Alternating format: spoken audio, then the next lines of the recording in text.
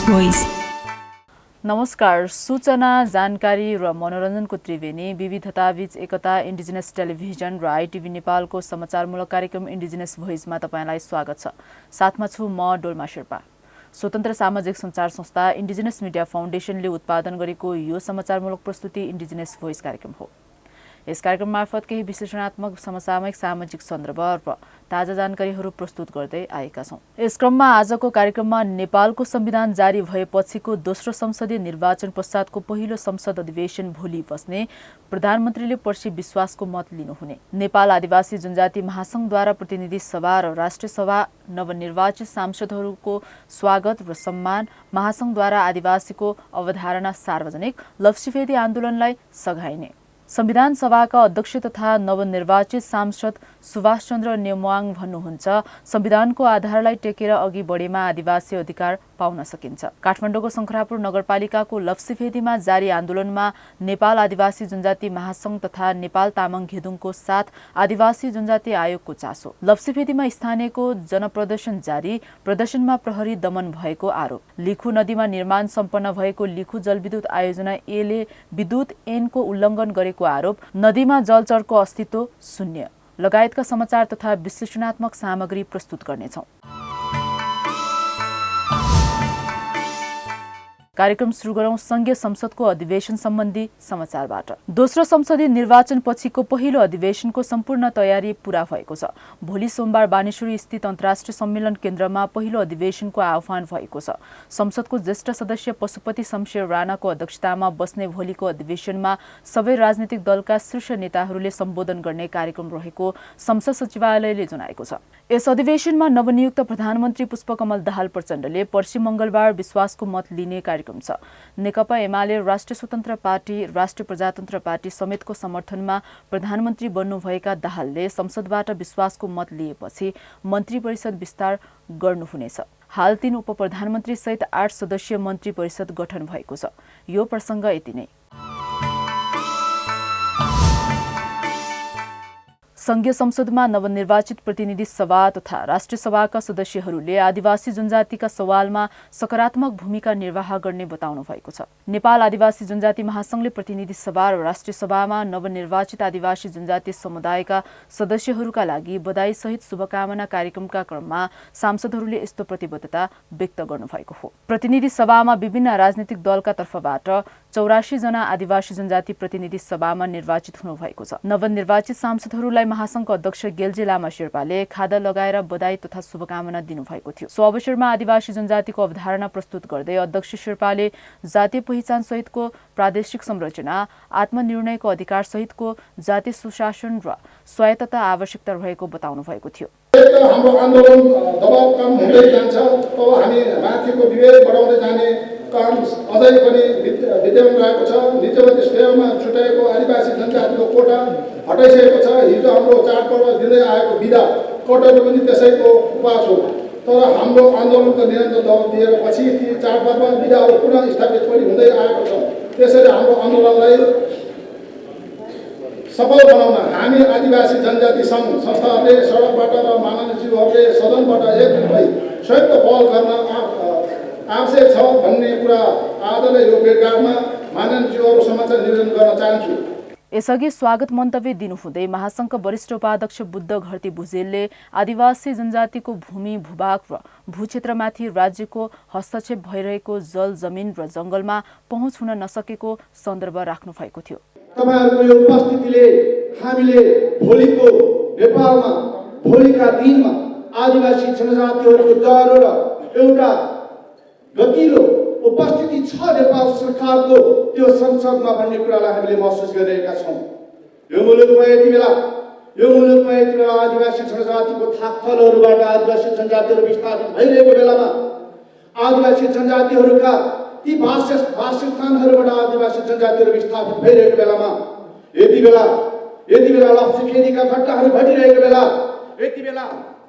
यति बेला विभिन्न राष्ट्रिय निकुञ्जहरूबाट आदिवासी जनजातिहरू त्यहाँका विभिन्न सुरक्षा कर्मीहरूबाट लखेटिरहेको बेला र विभिन्न कुटपिट र सजायका भागीदार भइरहेको बेला, त्यसै गरी यति बेला नेपालका आदिवासी जनजातिहरूको सिप ज्ञानको संरक्षणको आवश्यकताले संसारमा उठिरहेको बेला र क्लाइमेट चेन्ज लगायतका अन्य विविध समस्याहरूमा ILO 169 र जीवका कुराहरूका मुद्दाहरू उठिरहेका बेला र नेपालका आदिवासी जनजातिहरू आफ्नो अधिकारहरू अझै पनि हाम्रा अधिकारहरू सुनिश्चित भएका छैनन् र त्यसलाई हामीले आफ्नो त्यसलाई कार्यान्वयन गर्न सकेको छैन राज्यले भनिरहेका बेला यो एउटा गतिलो उपस्थिति, यो महत्त्वपूर्ण उपस्थिति, यो संसदमा तपाईँहरूको उपस्थितिले, यो गर्विलो उपस्थितिले हामीले के अपेक्षा गरेका छौँ भने भोलिका दिनहरूमा नेपालको जुनसुकै पनि कानुनहरू नियमहरू बनिरहँदाखेरि ती कानुन र नियमहरू नेपालका आदिवासी जनजातिका मैत्री हुनेछन्, नेपालका आदिवासी जनजातिका अधिकारहरू त्यसले सम्बोधन गर्नेछन्, नेपालका आदिवासी जनजातिहरूका विभिन्न क्षेत्रका समस्याहरूलाई सम्बोधन हुनेछन्। संविधान सभाको अध्यक्ष तथा संसदमा नयाँ निर्वाचित सांसद सुभाष चन्द्र नेमाङले संविधानको आधारलाई टेकेर आदिवासी जनजातिका सवाललाई सम्बोधन गर्न सकिने बताउनु भएको छ। नेपाल आदिवासी जनजाति महासंघले आयोजना गरेको नवनिर्वाचित आदिवासी जनजाति समुदायका सदस्यहरूका लागि बधाई सहित शुभकामना कार्यक्रममा सम्बोधन गर्नुहुँदै उहाँले सो विचार राख्नु भएको हो। पहिलो संविधान सभा भत्केको त्यो क्षण पनि मलाई याद छ। त्यो संविधान सभा भत्किरहँदा मैले भनेका कुरा पनि मलाई याद छ। वास्तवमा यो संविधान सभा भत्किनुहुन्न थियो। यसैको आधारमा हामीले संविधान बनाउनु पर्छ, होइन भने अहिले हामीले प्राप्त गर्ने उपलब्धिहरू अर्को पटक आउँदा अलिक घट्न पनि सक्छ। मैले साथीहरूलाई भनेको थिएँ, को साथीहरूलाई भने अहिले त्यसतर्फ म जान चाहन्न, तर त्यो संविधान पहिलो संविधान सभा भत्क्यो, दोस्रो संविधान सभा बल्ल सबै हाम्रै प्रयासबाट आयो, राजनीतिक दलहरूको प्रयासबाट आयो र त्यो संविधान सभाबाट हामीले संविधान बनायौँ। यहाँहरूलाई धन्यवाद भन्छु। यहाँहरूको शुभकामनाले, यहाँहरूको आशीर्वादले संविधान सभा दुवै पटक 31 राजनीतिक दलहरूको शुभकामना पाएर सर्वसम्मतिले म संविधान सभाको अध्यक्ष बने र त्यो संविधान सभाबाट संघीय लोकतान्त्रिक गणतन्त्र, धर्मनिरपेक्षता, समावेशिता सहितको संविधान हामीले बनाउन सक्यौँ। यसको लागि तपाईँ आदिवासी जनजाति महासंघ लगायत यहाँ जम्मा हुनुभएका सबै साथीहरूलाई म फेरि एकपटक बधाई, धन्यवाद र शुभकामना दिन चाहन्छु। म यहाँको धेरै समय लिन चाहन्छु। हामीले केही निश्चित आधारहरू तयार गरेका छौँ। पहिले कल्पना नगरेका कामहरू पनि भएका छन्, आधारहरू बनिएका छन्। अघि मित्रहरूले भन्नुभयो, तपाईँले सही कुरा भन्नुभयो। संविधान बन्यो, संविधानमा कतिपय राम्रा आधारहरू छन्। त्यो आधारहरू टेकेर अगाडि बढ्ने हो भने यो देशलाई, यो हाम्रो समाजलाई समावेशी समाज बनाउन अब कसैले पनि रोक्न सक्दैन। कार्यक्रममा महासंघका पदाधिकारी तथा अन्य वक्ताहरूले आदिवासी जनजातिका सवालमा राज्य अनुदार रहेको टिप्पणी गरेपछि उहाँले यस्तो धारणा राख्नु भएको हो। नेमाङले आफ्नो मन्तव्यका क्रममा विद्यमान संविधान सुन्दर रहेको र यसलाई टेकेर अघि बढ्नुपर्नेमा पनि जोड दिनुभएको थियो। यसअघि नागरिक उन्मुक्ति पार्टीका तर्फबाट निर्वाचित सांसद लालवीर चौधरीले आदिवासी थारू आन्दोलनका नाममा पूर्व सांसद रेशम चौधरी जेलमा रहनुभएको र बर्दिया राष्ट्रिय निकुञ्जले आदिवासी थारूहरूलाई दुःख दिएको धारणा राख्नु भएको थियो। वास्तवमा हामी जति पनि उपस्थित भएका छौँ, महत्त्वपूर्ण उपस्थित रहेको छ र यी सवालहरूमा अहिले पनि आदिवासी जनजातिहरू विभिन्न तह-तबकाबाट शोषण पीडितमा पडिराख्नु भएको छ। त्यसैले म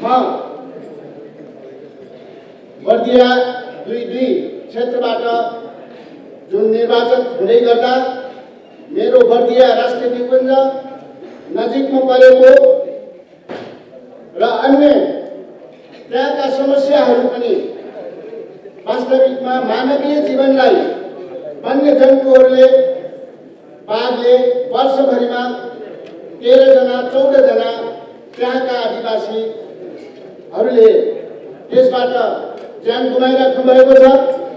र भर्खरै 16 गते म बर्दिया जिल्लामा तम्बुलोसार पर्वको तारातालमा प्रमुख अतिथि भएर जाने गर्दा त्यहाँ आदिवासी थारूहरूको 5वटा घर हात्तीले भत्काएको अवस्थामा पछि म त्यहाँ उपस्थित हुन पाएँ। वार्डन प्रमुखज्यूलाई र त्यहाँका पहरेदार मिलिट्री साथीहरूलाई बोलाएर त्यो हात्तीलाई एक किसिमबाट एक साइडमा लगाउनुपर्छ भन्ने मान्यता राखी मैले त्यो किसिमको काम बुझ्दै गर्दा वास्तवमा जङ्गलको छेउछाउ नदीको किनारामा आदिवासी जनजातिहरूको बस्ती वास्तवमा बाध्य भएर बसिराख्नु परेको छ। उहाँ टिकापुर घटनामा जेलमा रहनुभएका पूर्व सांसद रेशम चौधरीको बुबा हुनुहुन्छ। स्वतन्त्र सांसदको हैसियतले चुनाव जितेपछि उहाँ नागरिक उन्मुक्ति पार्टीमा जोडिनु भएको छ। यसैगरी कार्यक्रममा नेपाली कांग्रेसबाट निर्वाचित सांसद सीता गुरुङले आदिवासी सवालमा राज्य अनुदार रहेको बताउनु भएको थियो। उहाँले संविधान तथा कानूनमा जतिसुकै राम्रो विषयको प्रवेश पाए पनि कार्यान्वयन पक्ष कमजोर रहेको बताउनु भएको थियो। हामी आदिवासी जनजातिहरूले धेरै कुरा मागेका छैनौँ र माग्दा पनि माग्दैनौँ। तर म तपाईहरुलाई एउटा कुरा स्मरण गराउन चाहन्छु। 2064 सालको निर्वाचनमा म संविधान सभाको सदस्य समानुपातिक निर्वाचनबाट निर्वाचित भएर गएको थिएँ र त्यो संविधान सभामा शपथ ग्रहणको निम्ति जाँदाखेरि मैले मेरो जातिले लगाउने वेशभूषा लगाएर गएको थिएँ। अधिकांश मानवीयहरूदेखि लिएर त्यस पछाडि सडकमा भेटिने साथीहरू अनि सुरक्षाकर्मी मित्रहरूले के प्रश्न गर्नुभयो भने तपाईँ कुन टोलीमा काम गर्नुहुन्छ भनेर धेरैले सोध्नुभयो। अनि मलाई के लाग्यो भने हाम्रो आदिवासी जनजातिहरूलाई मुलुकले चिनेको रहेछ। मुलुकले नचिन्दासम्म मेरो भाषा संस्कार संस्कृति लोप भइरहेको रहेछ। त्यसैले अबको हाम्रो आन्दोलन भनेको हाम्रो भाषिक सांस्कृतिक वेशभूषा र सभ्यताको निम्ति पहिलो कुरा हामीले पहिचानको लडाइँ लड्नुपर्छ र हाम्रो पहिलो माग भनेको पहिचान हो र त्यो पहिचान अनुसारको हरेक तहमा हाम्रो प्रतिनिधित्व हुन जरुरी छ। तर यसअघि बोल्नुहुने नवनियुक्त मन्त्री राजेन्द्र राईले भने देशको साझा समस्या गरिबी हटाउने भएकोले त्यसतर्फ हाम्रो ध्यान जानुपर्ने बताउनु भएको थियो। नेपाल आदिवासी जनजाति महासंघले आयोजना गरेको बधाई तथा शुभकामना कार्यक्रममा नेकपा माओवादीका सांसद श्रीमान दोङ तामाङले आदिवासी जनजातिको संघर्ष र आन्दोलनलाई आफ्नो पार्टीले उच्च सम्मान गरेको बताउँदै आफ्नो भूमिका आदिवासी सवालमा सघाउ गर्नमा केन्द्रित रहेको बताउनु भएको थियो। जब जनयुद्धको उदयमान भएपछि त्यसको सँगै नेपालको आदिवासी जनजातिहरूको आन्दोलन, यहाँका आन्दोलन, आदिवासी जनजातिको आन्दोलन वर्गीय आन्दोलनसँगै जोडेर आजको जो परिवर्तनको एउटा जगमा एउटा परिवेशमा हामी आइपुगेका छौँ। त्यो इतिहासलाई संस्थागत गर्ने, त्यो इतिहासलाई स्थापित गर्ने त्यो कार्यभार के संघीयता, गणतन्त्र, धर्मनिरपेक्षता, समानुपातिक समावेशी सहितको संविधानलाई आज जीवनमा स्थापित गर्ने कार्यभार हाम्रो काँधमा छ। हामी त्यही उचाइमा हामी लड्न जरुर छ भन्ने मैले बुझेको छु।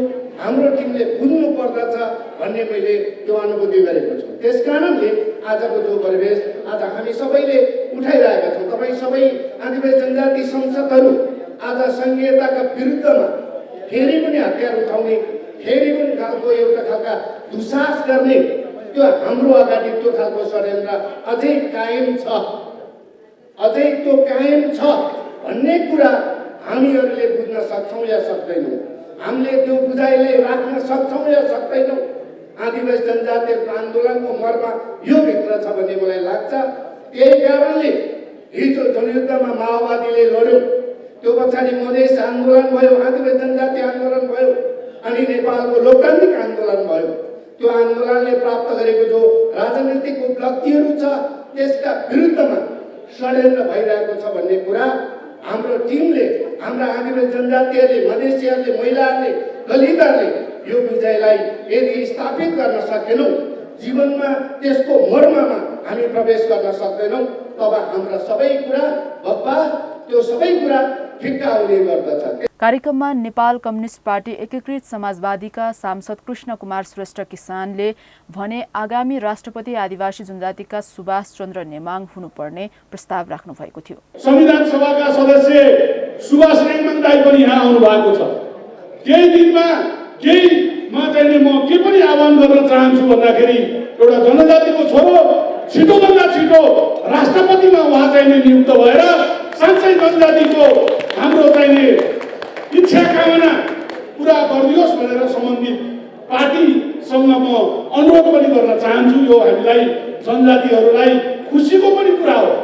सँगसँगै अघि माननीयले भन्नुभयो जस्तै रेशम चौधरी जस्ता जुन चाहिँ राजनीतिक घटनामा चाहिँ मुछिएका, राजनीतिक मुद्दामा झुटा मुद्दामा फसिएका यस्ता जनजातिहरूलाई पनि हामीले साँच्चै न्याय दिलाउनको लागि हामी संसदबाट या सडकबाट हामी एकजुट भएर अगाडि बढ्नुपर्छ भन्ने मेरो व्यक्तिगत धारणा र मेरो पार्टीको पनि सायद होइन, म पार्टीलाई पनि कन्भिन्स गर्न सक्छु कि जायज मागहरूमा सँगसँगै अगाडि बढ्ने प्रतिबद्धता अघि नै अध्यक्षज्यूले भन्नुभयो जस्तै एउटा जनजातिको सपुत भएको कारणले गर्दा तपाईँहरूका हरेक सुख दुःखमा, हरेक आन्दोलनमा म साथ रहने प्रतिबद्धता व्यक्त गर्दै बिदा हुन चाहन्छु। सो कार्यक्रममा जनमत पार्टीका तर्फबाट नवनिर्वाचित सांसद विनिता कुमारी सिंह दनुवारले पनि सकारात्मक भूमिकाका लागि तत्पर भएको धारणा राख्नु भएको थियो।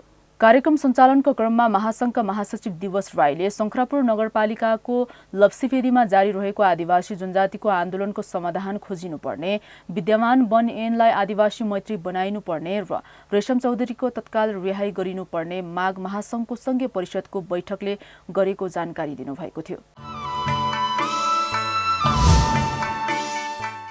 काठमाडौँको शंखरापुर नगरपालिका लप्सीफेदी बोजेनीमा आदिवासी तामाङ लगायतका स्थानीयवासीहरूको आन्दोलनको समर्थनमा आदिवासी जनजाति आयोग, नेपाल आदिवासी जनजाति महासंघ र नेपाल तामाङ घेदुङले विशेष पहल थाल्ने भएको छ। आदिवासी जनजाति आयोग, महासंघ र घेदुङ लगायतको टोलीले सोमबार स्थलगत अनुगमन गर्ने र यसपछि आफ्नो धारणा सार्वजनिक गर्ने बताएको छ। एक सातादेखि विद्युत सबस्टेशन निर्माण विरुद्ध त्यहाँका आदिवासी लगायत स्थानीय बासिन्दा आन्दोलित रहेका छन्। थप विवरण सहित हाम्रो सहकर्मीको यो विशेष रिपोर्ट। काठमाडौँको शंखरापुर नगरपालिका वडा नम्बर 3 मा जारी रहेको विद्युत सब स्टेशन विरुद्धको आन्दोलनलाई नेपाल आदिवासी जनजाति महासंघ र नेपाल तामाङ घेदुङले साथ र समर्थन गर्ने भएको छ। आन्दोलनरत स्थानीयहरूले आफ्नो शान्तिपूर्ण आन्दोलन विरुद्ध प्रहरी दमन भएको भन्दै संवैधानिक निकायमा ध्यान आकर्षण गरेपछि संवैधानिक निकाय आदिवासी जनजाति आयोगका पदाधिकारी भोलि त्यसतर्फ निरीक्षण भ्रमणमा जाने कार्यक्रम तय भएको छ। एक सातादेखि जारी रहेको आन्दोलन चर्किएपछि सब स्टेशनमा वित्तीय सहयोग गर्ने एसियाली विकास ब्याङ्कले पनि आन्दोलनरत पक्षलाई वार्तामा बोलाएको छ। तर आन्दोलनरत स्थानीयवासीहरू सब स्टेशन स्थानान्तरण गर्ने अडानमा रहेका छन्।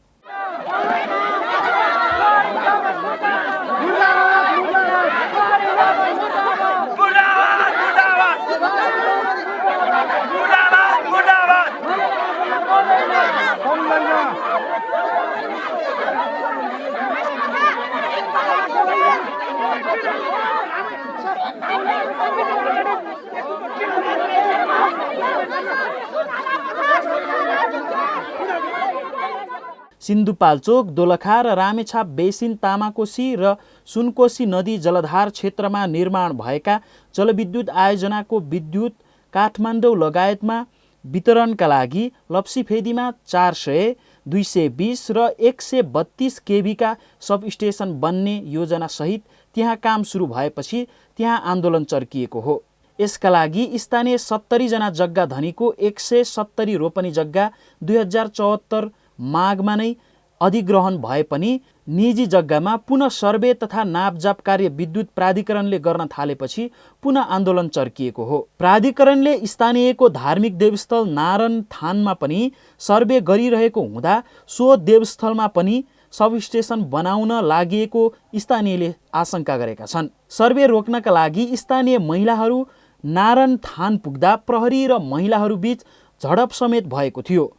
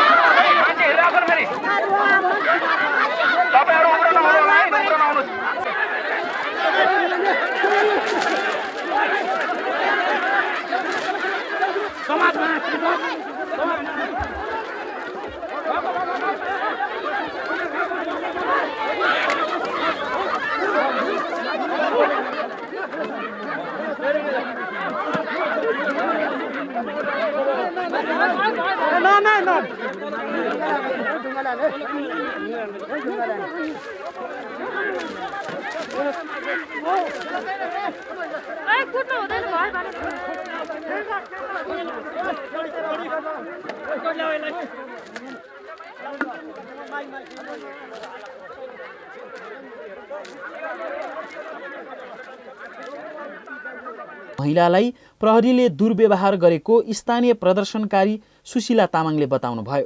मलाई सबै कोतारेर मलाई लुट्यो, मेरो सुन चोर्यो, मेरो ठुलो सुन बल्ल बल्ल दुःख गरेर जमाएको त्यस चोर्यो उनीहरूले।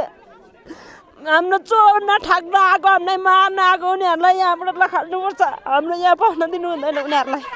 जग्गा पनि परेको छ,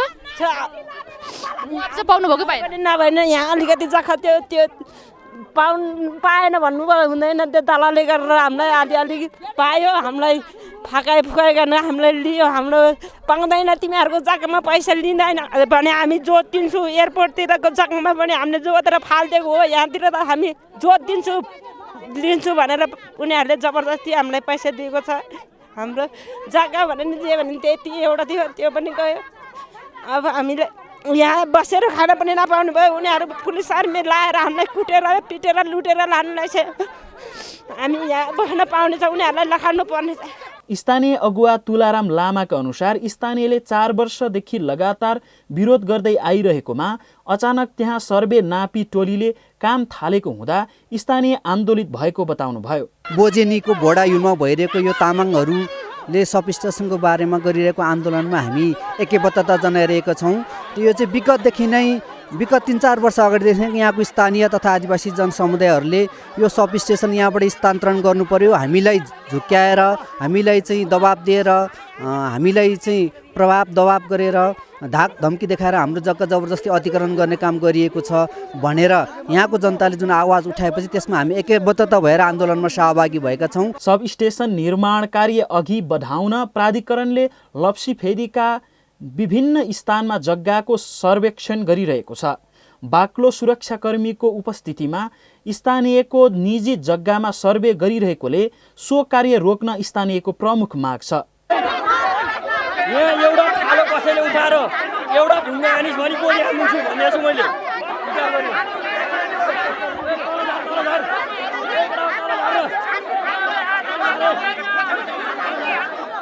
अर्का स्थानीय आइती लामाले आफूले गहुँ लगाएको खेतमा 2 दिनदेखि प्रहरी र इन्जिनियरहरू लगातार सर्वे गरिरहेको बताउनुभयो। अब मेरो बाली कमाइ बढ्नु पाएन, हिजो पनि यत्तिकै माड्यो, आज पनि यत्तिकै माड्यो। झन् मैले गोरसबाट यताबाट आऊ भन्दा जहिले पनि हिजो पनि यस्तै गरेर माड्यो, आज पनि त्यत्तिकै माड्यो। हामी बाँचिन्जेल खाउँला भनेर अब दुःखको कमाइ यस्तो गरेपछि हामी के खाएर चाहिँ बाँध्ने हो। कोहीको सुन लुट्ने, कोहीको चोर्ने, ढाका गर्ने, कति ठाउँमा घाउ भएको छ आफ्नो त्यो घाउ देखाएर भएन। यस्ता चोर कहाँ थाहा हुनु हौ। हामी त माथि अब त्यहाँबाट सुन चोर्यो भनेर त्यहाँ सुन खोज्दा हामी त पछाडि नि। पहिला हामीलाई फगाएर एकदम हामीले दिँदैन भनेर हामी उफ्रिँदाखेरि तेरो जति नदिए भने तेरो दोजरले पेल्छु, तिमीलाई त वरिपरि आर्मी बस्छु अनि माझमा दोजर दोर्छु भनेर हामीलाई धबाक दिएर हामीलाई फगायो पनि। मैले त दिँदैन भन्दै सबैले दिएपछि अब पैसा लिने बेलामा पनि पछि लिनु गएँ मैले। त्यो अब सबै पुर्छु सबै पेल्छु भनेपछि त हामी अब डराएर अब धम्की दिएपछि हामी समस्या नलिए भएन भनेर पछि गएर लियो। स्थानीयले नो एमसीसी प्रहरी दमन बन्द गर, आदिवासी भूमि फिर्ता गर, जबरजस्ती गर्न पाइँदैन लेखेका प्ले कार्डको प्रदर्शन गरेका थिए। नेपालको विद्युत विकासमा रणनीतिक महत्त्व बोकेको लप्सीफेदी सबस्टेसन निर्माणमा लगातार अवरोध भएका कारण तामाकोसी काठमाडौँ 400 केबी प्रसारण लाइनको 5 वटा टावर र त्यहाँ सबस्टेसन बन्न सकेको छैन। नेपाल सरकारको लगानी र अमेरिकी सरकारको मिलेनियम च्यालेन्ज कर्पोरेसनको अनुदान सहयोगमा निर्माण हुने अन्तर्देशीय विद्युत प्रसारण लाइनको प्रारम्भिक बिन्दु पनि लप्सीफेदी सबस्टेसन हो।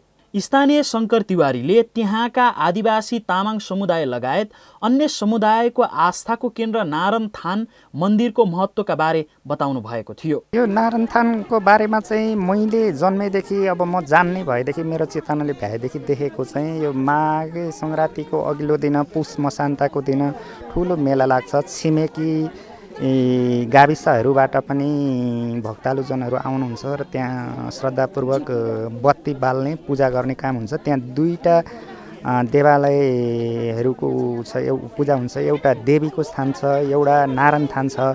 विशेष चाहिँ नारायण थान भनेर यो चाहिँ ठुलो रूपमा चिनिन्छ र त्यहाँ चाहिँ फरक खालको, मैले अहिलेसम्म अन्त जानेको भन्दा फरक खालको मेरो पनि त्यहाँ सँगै वनसँग जोडिएको खेत पनि छ।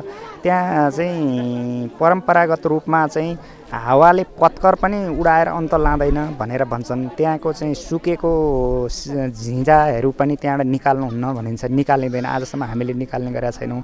केही गरी किसानहरूले आवश्यक परेर दिउँसो केही झिँजा सिठा लट्ठी लिनु पऱ्यो भने बेलुका त्यहीँ लगेर मिर्काएर जाने त्यो खालको छ। र त्यहाँ चाहिँ एउटा खालको दिशा पिसाब गर्ने, त्यता फर्कने, हेर्ने, अवांछित हिसाबले हेर्ने अथवा खनी खोस्री गर्ने त्यस्तो चाहिँ केही पनि गर्नुहुन्न भन्ने परम्परागत रूपमा मान्यता रहिआएको छ। आजसम्म हामीले त्यसै गरी नै हेरिरहेका छौँ। र विशेष गरी भव्य मेला चाहिँ पुष मसान्तमा लाग्ने भए पनि किसानहरूले बाली भित्र्याउँदा, बाली लगाउँदा निरन्तर रूपमा चाहिँ त्यहाँ पूजापाठ गर्नुहुन्छ। हामी पनि गर्छौँ आफ्नो ऊ अनुसार। स्थानीय तीर्थमाया वाइबाले आफूलाई धाक धम्की दिएर जग्गा पास गर्न लगाएको बताउँदै जङ्गलको कुनामा लगेर जग्गा पास गर्न लगाएको स्मरण गर्नुभयो। जग्गा पास गर्न नदिए तिमीहरूलाई सेना र पुलिस लगाएर डोजरले पेल्छुसम्म भनेको उहाँको भनाइ थियो। मैले यो जग्गा नदिँदाखेरि पनि हाम्रो यो गाउँको यो बासिन्दा, हाम्रो यहाँको आदिवासी जनजाति कसैले थाहा छैन। यो मिटिङ गरेको माथि जर्सिङपाउ भन्नुहुन्छ, थाहा छ तपाईँलाई है? हो, त्यो जर्सिङपाउको जङ्गलमा मिटिङ गरेको हामीले चाल पाएर हामी तीर्थमाया, इन्द्रकुमारी, सुभद्रा हामी तीनजना आइमै गएर थाहा पाएर हामी गएको मिटिङमा जाँदाखेरि हामीलाई अनिखेरि तिमीहरूले उ गरेर मिटिङमा पास गर भनेर भन्यो उनीहरूले। गर्दैनौँ हामी मिटिङ पास, किन गर्ने होइन? हामीलाई पाउनु पऱ्यो नि त, हाम्रो जग्गा हाम्रो यहाँ हामी बस्नु परेन? हामी जनजाति आदिवासिन्दा हो यहाँको, हो कि होइन? अनि त्यसो गरेर हामीले त्यसो भन्दा हाम्रो केटा मान्छे छ, हाम्रो छोरा छ, हाम्रो बुढाहरू छन् घरमा, श्रीमान छन् घरमा, होइन? हामीले मैले त्यसो भन्दाखेरि अनिखेरि त्यसो गरेर उनीहरूले मिटिङ पारित गरेन, उनीहरू फर्केर गए। मैले त्यति भनेपछि हामी घरमा आयौँ। त्यति भन्दा पनि उनीहरूले भित्र उनीहरू दलाली मिलेर खसी काट्ने, खाने लज्नु गएर उनीहरू हामीलाई थाहा पाउँछ भनेर चाल नदिकन खुसुक गरेर उनीहरू सबैजना सल्लाह गरेर खाएर हामीले चाल नपाएर यिनीहरूले यहाँ मिटिङ गर्न आउँदाखेरि पनि मैले भन्दै थियो यो जग्गा म दिन्न, मेरो भूमि हो यो, मेरो भूमि हामी भोग गरी खानु पर्छ भोलिसम्म, मेरो नाता नातिनीसम्मलाई तीन पुस्तासम्मलाई हामीलाई चाहिन्छ भनेर मैले दिन्न यो जग्गामा भनेर भन्दाखेरि तँलाई डोजरले पेल्छ, तँलाई आर्मी पुलिस अगाडि पछाडि राखेर तँलाई डोजरले पेरेर तेरो जग्गाको मौत पनि पाउँदैन, तँलाई पनि मार्छ भनेर भन्यो। मरे म मर्दिउँला, मेरो मर्न पर्ने जिन्दगी हो, एखेर लिएको हो, चल मैले मर्न नै म मर्छु तयार छ म भन्दाखेरि पनि त्यति भन्दा पनि जबरजस्ती गरेर मलाई चाहिँ बाध्यताले चाहिँ मलाई मुआवजा लिनु लगायो। तर मैले मुआवजा लिएँ, मलाई अब डोजरले नि पेल्छ होइन, आर्मी पुलिसले मार्छ भने चाहिँ मेरो म एउटाले नलिएर त केही फाइदा भएन नि त, होइन? सबैले लिइसके त अब के गर्ने? त्यो दलाली डाका चोरहरूले यताउताको जग्गाहरू सबै यो गरिब जनता, हाम्रो यहाँको बासिन्दा गरिब छौँ हामी, त्यो दलाली भनौँ त भात्तेहरूले गर्दाखेरि यो दलाली भात्तेहरूले भित्र मिटिङ गरेर खाएर चाहिँ हामीलाई त जग्गा धनीले के पाएर हामीले 3 करोड 4 करोडसम्म दलालीले थन्कायो, हामीलाई के पाएर? आज हामी यहाँ हाम्रो जग्गा जमिनहरू सबै उ गरेर कब्जा गर्यो भनेर आएको, हाम्रो यहाँ जग्गालाई पोल गर्न नदिने भनेर आएको, हाम्रो सबै सुन चोर्यो। हाम्रो मलाई नि हातकटी लाएर दुइटै हातकटी लाएर मलाई पछाडि राखिदियो। मैले बोल्नै पाएन, बोल्न मौका नि दिएन मलाई। हामीलाई दिनकै अब सुन हराएपछि मान्छे पनि हराउन सक्छ भनेपछि हामी चाहिँ के गर्ने? गोली ठोके, लो छाती थाप्छु, लो हान्नु, के गर्नुपर्छ? मार्नु भनेर छाती हानेको हो मैले त अघि। भनेपछि जुन तपाईँहरूलाई रोक्नको लागि प्रहरी प्रशासन आएको छ धम्की पनि दियो तपाईँहरूलाई? अनि दियो नि त, हामीलाई धम्की दिएर त हामीलाई अब मान्छे पनि हराउँछ भने थियो कि हामीले के गर्ने होला? मरोस् भनेर हामी त जानै अब डराउँदैन, छाती ठोक्ने हो, गोली ठोक्यो भने हामी थापेर बस्ने हो। अनि अब हामीहरूको नाउँमा जग्गा भयो, जग्गा भएपछि अब तपाईँहरूले पास गरिदिनुपर्छ भन्नुभयो होइन। अनि अब हामीले गएर पास गरिदिउँ। अनि अब त्यो थाहा पाइएन। अब अहिले आउँदाखेरि त अब उहाँहरूको जग्गा रे उहाँ पाइँदैन अरे भने त्यो हामीले अब के गर्ने कसो गर्नेमा छँदै थियौँ होइन।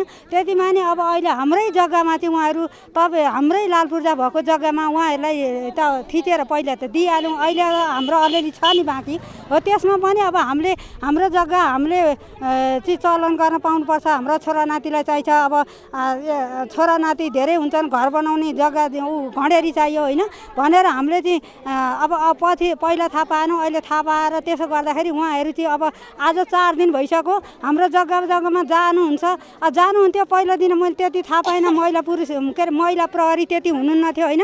त्यहाँबाट दोस्रो अलि हुनुहुन्थ्यो। अब तेस्राको दिन आज चौथाको दिन महिला प्रहरी चाहिँ कम्ती हुनुहुन्छ। अनि 1 जना महिला प्रहरी हुनुहुन्छ भने 2 जना पुरुष प्रहरीले चाहिँ हामीलाई आज कुटपिट गर्नुभयो। सो आन्दोलनलाई नेपाल आदिवासी जनजाति महासङ्घले पनि साथ र समर्थन गरेको छ। महासङ्घका वरिष्ठ उपाध्यक्ष बुद्ध घरती भुजेलले आदिवासीको भूमिमा बिना सहमति, आदिवासीको बिना मन्जुरी विकासको कार्य गर्नु भनेको उनीहरूको मानव अधिकारसँगै भूमि अधिकारको हनन भइरहेको धारणा राख्नु भएको थियो। नेपाल आदिवासी जनजाति महासङ्घले चाहिँ ती सबै क्षेत्रहरू जहाँ चाहिँ आदिवासी जनजातिहरूको वासस्थान छ र आदिवासी जनजातिहरूको थाकथलो भनौँ, बास भनौँ, वा चाहिँ उनीहरूको घनत्व बढी भएको एरिया छ, क्षेत्र छ, ती क्षेत्रहरू जहाँ चाहिँ राज्यले यो वा त्यो नाउँमा, कहिले योजनाका नाममा, कहिले चाहिँ निकुञ्जका नाममा, कहिले कुनै एउटा विकासका नाममा, यो वा त्यो नाममा चाहिँ विभिन्न ढङ्गले अतिक्रमण गर्ने वा चाहिँ संरक्षित क्षेत्रका नाममा, प्रोटेक्टेड ल्यान्डका नाममा आदिवासी जनजातिहरूलाई त्यहाँबाट चाहिँ उठिवास लगाउने जुन खालको एउटा चाहिँ कामहरू भइरहेका छन्, ती कामहरू अत्यन्तै एउटा भत्सनायोग्य छन् होइन। ती कुराहरू गरिनु हुँदैन। यस मानेमा त हामीले धेरै अगाडिदेखि एउटा विशेष गरी प्रोटेक्टेड ल्यान्डका नाममा जसरी आदिवासी जनजातिहरूलाई चाहिँ उनीहरूको राइट्सबाट, आफ्नो अधिकारबाट चाहिँ वञ्चित गराएर उनीहरूको आफ्नो वासस्थानबाट चाहिँ जुन ढङ्गले विस्थापित गराइएको जुन खालका घटनाहरू छन् र विगतदेखि हुँदै आइरहेका छन्, त्यसको एउटा खालको निरन्तरता यो पनि हो। त्यसकारण यो पनि एउटा चाहिँ एउटा प्रतिनिधि घटना हो भन्ने चाहिँ मलाई लाग्छ। त्यसकारणले गर्दा त्यहाँबाट चाहिँ मैले फेरि पनि भने, कुनै पनि विकासको योजनाहरू होस्, कुनै पनि नयाँ चाहिँ खालका चाहिँ परियोजनाका कुराहरू होस्, ती खालका जुनसुकै पनि कामहरू गर्दाखेरि चाहिँ आदिवासी जनजातिहरूको त्यो वासस्थान वा त्यो क्षेत्रमा राज्यले पहिला चाहिँ स्वीकृति लिनुपर्छ होइन। यो चाहिँ अन्तर्राष्ट्रिय स्तरको एउटा चाहिँ आदिवासी जनजातिहरूको मानव अधिकारकै कुरा हो नि त। जस्तो एपिकको कुरा अहिले संसारमा सबैभन्दा चर्को रूपमा उठिरहेको छ, त्यसलाई कार्यान्वयन गर्नुपर्ने अर्को एउटा चाहिँ महत्त्वपूर्ण पक्ष बनेको छ र त्यसलाई चाहिँ व्यवस्था गर्दै जुन ढङ्गले चाहिँ राज्यले चाहिँ जबरजस्ती ढङ्गले चाहिँ आफ्ना योजनाहरू चाहिँ त्यहाँ चाहिँ लागू गर्ने खालको कामहरू गरेको छ, त्यो चाहिँ हामीले एकदम विरोध गरिरहेका छौँ र त्यो विरोध गर्ने लायककै कुराहरू हुन्। र लप्सीफेदीको घटनाका सन्दर्भमा पनि वास्तवमा तपाईँहरू पनि धेरै त्यसको न्युज कभरेज गरिराख्नु भएको छ र यसमा चाहिँ मिडियाहरूले पनि त्यत्तिकै कभरेज गरिरहेको छ। खास गरी त्यहाँ 2वटा कुराहरू छन्। एउटा कुरा त के हो भने, कुनै पनि जनताहरूमा, कुनै पनि नागरिकमा चाहिँ त्यो नागरिकलाई उठिवास लगाउने गरी चाहिँ राज्यले उसको चाहिँ वैकल्पिक व्यवस्था नगरिकन हैन, उसको क्षतिपूर्तिको चाहिँ मनज्ञ उसलाई चाहिँ सन्तुष्टि नबनाइकन त्यसपछि उसका चाहिँ सम्पत्तिमाथि अतिक्रमण गर्नु भनेको चाहिँ राज्यको चाहिँ जुन हाम्रो चाहिँ सम्पत्तिमाथिको अधिकार जुन चाहिँ हाम्रो मौलिक अधिकार छ, त्यो मौलिक अधिकार नै हनन भएको कुरा हो। त्योलाई नै चाहिँ राज्यले चाहिँ उल्लङ्घन गरेको कुरा हो भन्ने कुरा एउटा कुरा मैले त्यसरी बुझेको छु।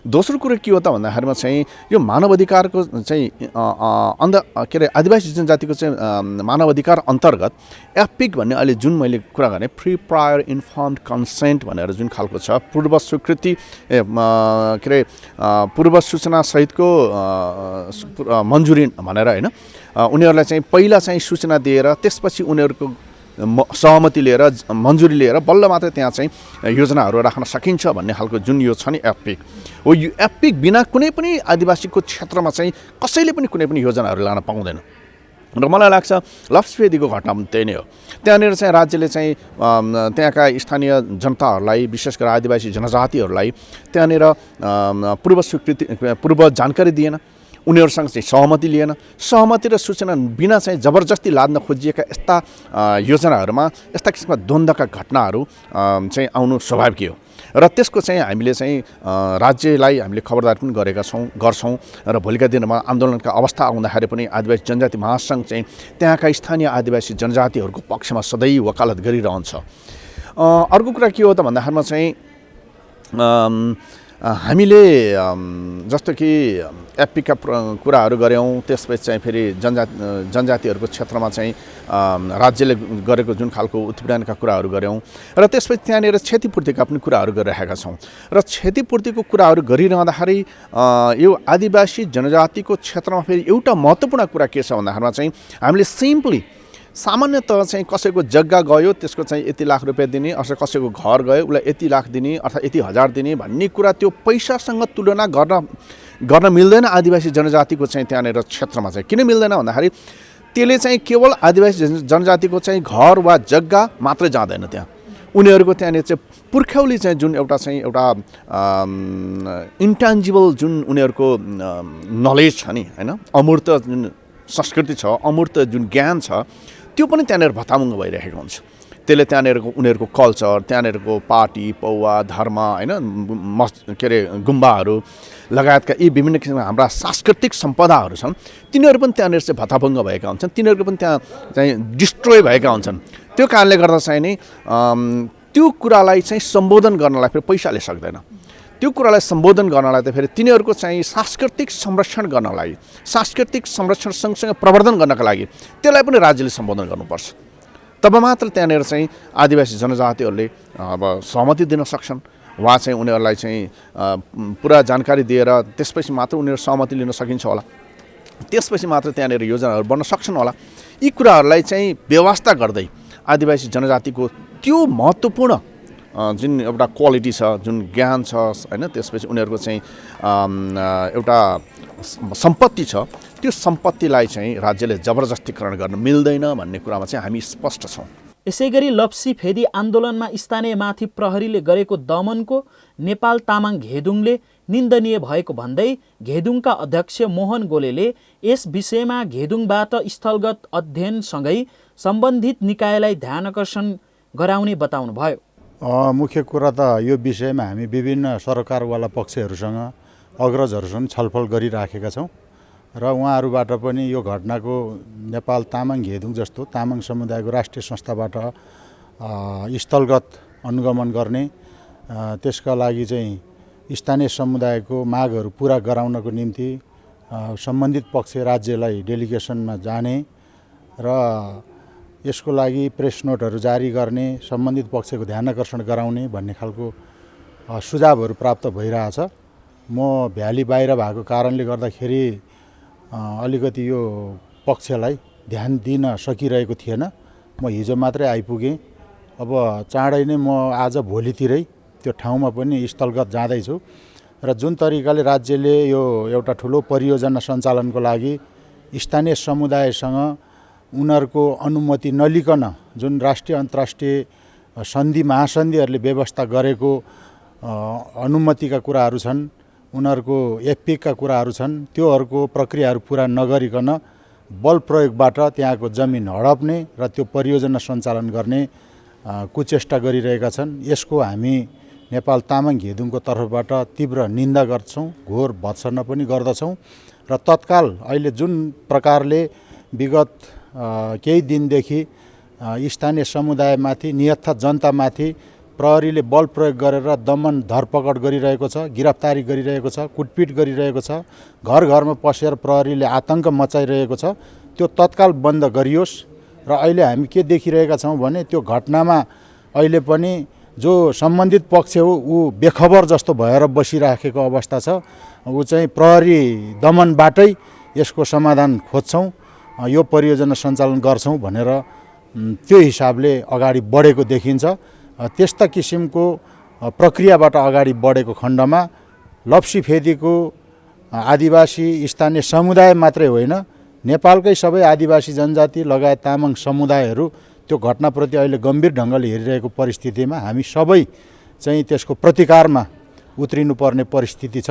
त्यसको लागि हामी आन्तरिक सरसल्लाह अहिले गरिराखेका छौँ र कसरी अगाडि बढ्ने भन्ने विषयमा अलिकति योजनाबद्ध ढङ्गले अगाडि बढ्ने सोचाइ छ। कुनै पनि विकास निर्माण हुनु स्वाभाविक भए पनि आदिवासीलाई असर पार्ने कुनै पनि क्रियाकलाप गरिँदा स्वतन्त्र पूर्व सुसूचित सहमति लिनु यसको उत्तम निकास हो। क्यामेरामा अनिस खड्कीका साथमा सुजन सुनवार, लप्सीफेदी, काठमाडौँ। रामेछाप सोलुखुम्बु जिल्लाको सीमा नदी लिखु नदीमा निर्माण सम्पन्न भएको लिखु जलविद्युत आयोजना एले विद्युत ऐन अनुसार जलाशयबाट 10% पानी प्राकृतिक रूपमा छोडिनुपर्ने व्यवस्थालाई उल्लङ्घन गरेको पाइएको छ। इन्डिजिनस टेलिभिजन र आइटिभीको टिमले हालै स्थलगत भ्रमणका क्रममा यस्तो अवस्था प्रकाशमा ल्याएको हो। थप विवरणका साथमा कर्मीको यो रिपोर्ट। नमस्ते, अहिले हामी बागमती प्रदेश र प्रदेश नम्बर 1 को सीमा नदी लिखुको बग्ने यो बगरमा उपस्थित भएका छौँ। तपाईहरूले देखिरहनु भएको छ यो लिखु पहिला यहाँ चाहिँ ठुलो नदी सप्तकोशीको एउटा नदी थियो। तपाईँले मेरो पृष्ठभूमिमा सुक्खा बगर देखिरहनु भएको छ। यो बगर त्यसै बनेको होइन, सधैँ बगिरहने लिखु नदीलाई बाँध बाँधेर लिखु ए जलविद्युतका लागि गोली दोभानमा निर्मित विद्युत गृहमा सुरुङ मार्ग मार्फत लगिएपछि यो लिखु नदीको स्वाभाविक मार्ग सुक्खा बगर देखिएको हो। यहाँ कानुन अनुसार 10% पानी प्राकृतिक रूपमा छाडिनु पर्नेमा त्यसो गरिएको छैन। यसरी पुरै नदी सुकाइएपछि यहाँका जलचर प्राणीहरूको अस्तित्व शून्यमा परिणत भएको छ। वास्तवमा यो प्रचलित कानुनको उल्लङ्घन र जलविद्युत उत्पादनको मान्यता विपरीतको काम हो, जुन काम यो जलविद्युतको लगानीकर्ता नुम्बुर हिमालय हाइड्रो पावर प्रोजेक्ट लिमिटेडले गरिरहेको छ। यो कम्पनी एमबी दुगट ग्रुपबाट प्रवर्धित कम्पनी हो। यस नुम्बुर हिमालय हाइड्रो पावर प्रणालीले निर्माण गरेको 29 मेगावाटको जलविद्युत आयोजना सोलुखुम्बु जिल्लाको लिखुपिके गाउँपालिका अर्थात् साबिक चौलाखर्ग र गोली गाविस र रामेछाप जिल्लाको उमाकुण्ड गाउँपालिका अर्थात् साबिक बाम्ती भण्डार र कुबुकास्थली गाविसमा पर्दछ। तत्कालीन अवस्थामा 51 मेगावाटको विद्युत उत्पादन गर्ने भनिए तापनि हाल परिमार्जित रूपमा 29.4 मेगावाट मात्र उत्पादन भएको कम्पनीको भनाइ छ। यहाँ देखिरहनु भएको दृश्य लिखुए जलविद्युतको अर्ध जलाशय हो। यो प्राकृतिक रूपमा नै लिखु ए जलविद्युत आयोजनाको निर्माणधीन जलाशय हो। यहाँ देखिएको जलाशयबाट सुरुङ मार्ग मार्फत गोली दोभानको विद्युत गृहमा पुर्याई 51 मेगावाटको विद्युत उत्पादन गर्ने लक्ष्य लिएकोमा अहिले 29 मेगावाट उत्पादन भइरहेको छ। यहाँ देखिएको सर्च ट्याङ्क, प्रेसर सफ्ट, विद्युत गृह, टेलरस र स्विच यार्ड लिखुपिके गाउँपालिकाको गोलीमा पर्दछ। यी सबै आयोजनाको लागि व्यक्तिको निजी भूमि खरिद गरिएको थियो, तर यहाँका जग्गादाताहरू अझै पनि भनिए अनुसारको मुआब्जा नपाइएको र पुनर्स्थापना नगरिएको बताउनुहुन्छ। जग्गा त हामीले दियौँ, 9 रोपनी जग्गा मैले दिएँ होइन, तर 9 रोपनी जग्गा दिइसकेपछि तपाईँलाई चाहिँ अब एउटा जागिर यहीँ पाउनुहुन्छ। तपाईँको छोराछोरीदेखि लगेर तपाईँसम्मले जागिर पाउनुहुन्छ भन्थ्यो। पछाडि हामीले जागिर दिएन, अन्तको मान्छे ल्याएर जागिर हाल्यो उसले। अनि के हो त नि अहिले जुन स्विचार बसेको छ नि त्यो जग्गा सबै अहिले कोलानी बसेको छ। कोलानी बसेको जग्गा आधी दाइको आधी यही भतिजको क्षतिपूर्ति उही जग्गाको अलि मौजा।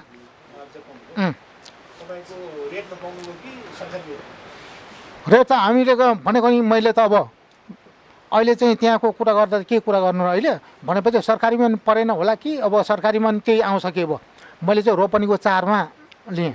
यहाँ उत्पादन भएको जलविद्युत किर्नेटार स्थित नयाँ खिम्ती सब स्टेसन ट्रान्समिटर लाइन मार्फत राष्ट्रिय प्रसारण लाइनमा जोड्न हाई टेन्सन लाइन उमाकुण्डाको घुबु, क्यादलु, डाँडाखर्क हुँदै किर्नेतर्फ लगिएको छ। तर यी हाई टेन्सन लाइनका खम्बा गाड्ने र लाइन मुनिको जमिन अझै आयोजनाले आफ्नो नाममा लिएको छैन।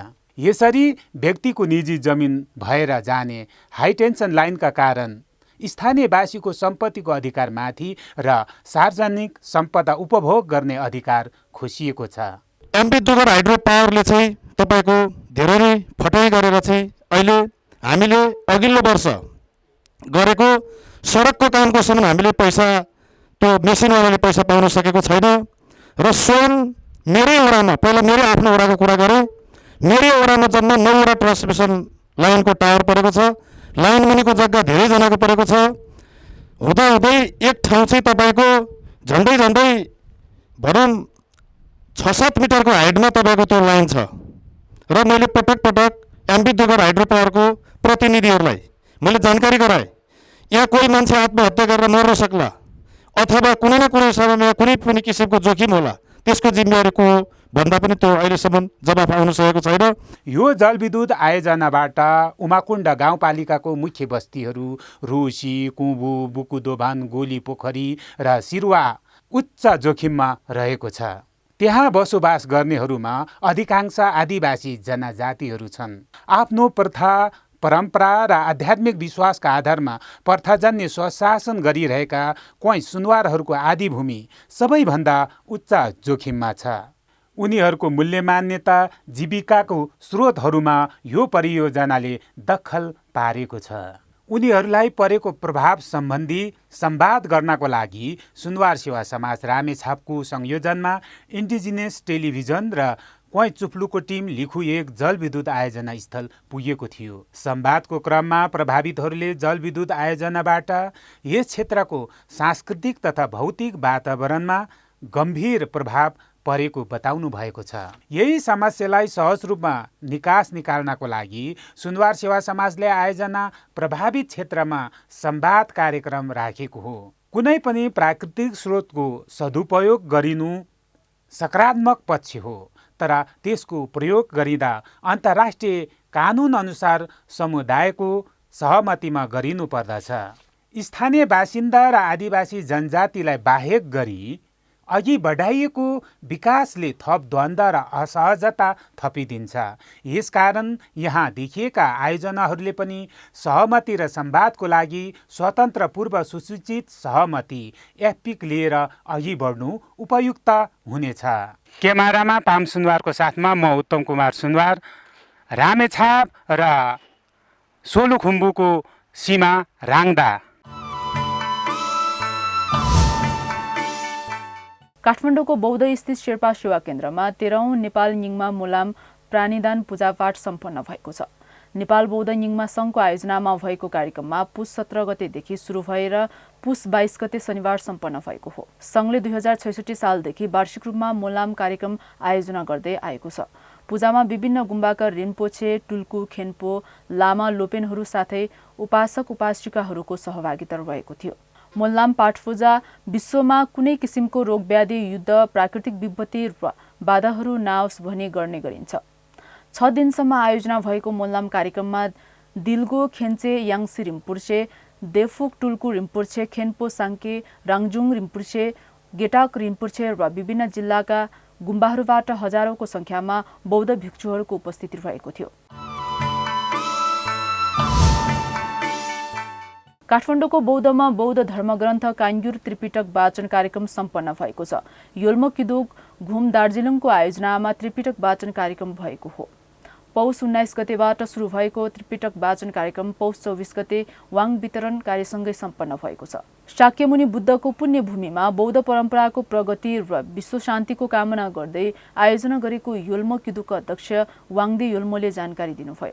उहाँले दार्जिलिङमा योल्मो आदिवासीहरूको अवस्थाको विषयमा पनि हामीलाई बताउनु भएको थियो। अब अहिले यो संसारमा अहिले कस्तो घटनाहरू, कस्तो दुर्घटनाहरू, अब यस्तै सब मानिलिउँ कोभिड जस्तो भएको हैजाहरू फैलिएको छ र यस्तो चाहिँ नहोस् भनेर यो संसारमा जति पनि जीव जन्तु प्राणीहरू छन्, जो प्राणी जीव जन्तु छ उहाँहरू जति पनि छन् उहाँहरू कति दुःख कष्टमा होला अहिले उहाँहरूको दुःख कष्ट जति पनि जीव जन्तु प्राणी दुःख कष्टमा छन् यो सब चाहिँ उद्धार गरिदिनुहोस् भनेर चाहिँ हामीले साथमा यो कङ्क्रिट पूजा गरेर चाहिँ हामीले संसारमा एउटा शान्ति होस् भन्ने हेतुले चाहिँ हामीले यो पूजा गरेको हो।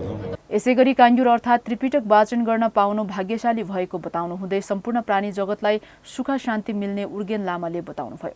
पण्डित लोकसभा त्यो दिनको विद्वानहरू टाइममा चाहिँ अब हाम्रो यो भगवान बुद्धले जुन चिज बोल्नु भएको थियो त्यो चिजहरू अब लोप हुँदै जाने भएको कारणले गर्दा चाहिँ त्यो लिपिमा प्रतिबद्ध रूपमा लिपिमा चाहिँ राखेको लेखेर राखेको होइन त्यतिखेर 500 पण्डित होइन त्यो अहिले चाहिँ हामीले डक्टर्स भन्छ कि पिएचडी के भन्छन् त्यो टिममा पनि एकदम ठुलो विद्वानहरूले चाहिँ अनि उहाँको वचन चाहिँ अब लोप हुन्छ भने लिपिमा चाहिँ राखेको उसलाई चाहिँ यो क भन्छ कि अब जुरको अर्थ चाहिँ के हुन्छ भनेदेखि तपाईँको उहाँको वचनले चाहिँ हामी क भन्छौँ भगवान बुद्धको जुन उहाँको वचन जे बोल्नुभएको थियो त्यो क जुरु भन्दा चाहिँ हाम्रो यो लामा अक्षर सम्बद्ध लिपिमा चाहिँ उल्टा गरेको कारणले चाहिँ क जुरु भन्ने नामाकरण चाहिँ यसरी हुनुभएको होइन। अब यो कन्जुरभित्र योभन्दा कन्जुर तेन्जुर भित्र चाहिँ के छ भनेदेखि भगवान गौतम बुद्धले अहिले हामी 21औं शताब्दीमा छौँ तर यो अहिले साइन्टिस्टहरूले पनि किन अहिले रिसर्चहरू गरिरहेछ कि तर भगवान गौतम बुद्धले यो कन्जुर तेन्जुरभित्र चाहिँ तपाईँको 2500 वर्ष पहिले नै उहाँले लिपिबद्ध रूपमा राखेको हुन्छ। तर अहिले हामीले यो पाठ पूजा मात्र गर्छौँ यो पाठ पूजा मात्रै कस्तो भनेदेखि हामी यो कन्जुर तेन्जुर हामीले दर्शन गर्न पाएको चाहिँ किनकि पहिलेको जुनीमा चाहिँ हामीले केही न केही सानो पुण्य कमाएको हुनुपर्छ भन्ने कुराहरू छ कि। यही सूचना तथा जानकारी सहित आजको इन्डिजिनियस भोइस कार्यक्रमको बिट मार्ने बेला भएको छ। तपाईको सुविधाका लागि हाम्रा कार्यक्रमहरू युट्युबमा पनि अपलोड गर्ने गरेका छौं। तपाईले आफ्नो सुविधा अनुसार कार्यक्रम हेर्न सक्नुहुनेछ। इन्डिजिनियस भोइस कार्यक्रमलाई इन्डिजिनियस टेलिभिजनको वेब पेज www.indigenoustelevision.com मा पनि राखिएको छ। कार्यक्रम र कार्यक्रमका कुनै विषयवस्तुका विषयमा तपाईको सुझाव वा टिप्पणी भएमा हामीलाई इमेल सम्पर्क गर्न सक्नुहुनेछ। हामीलाई सम्पर्क गर्ने इमेल ठेगाना हो indigenoustelevision@gmail.com। हामी आदिवासी राष्ट्रका मूलधार हौं। हाम्रो सरकारमा हामीले नै खबरदारी गर्नुपर्छ। यही सन्देश र सूचना सहित आजको इन्डिजिनियस भोइसबाट हामी सबै बिदा चाहन्छौं। तपाईको यो साता सुखद रहोस्। नमस्कार।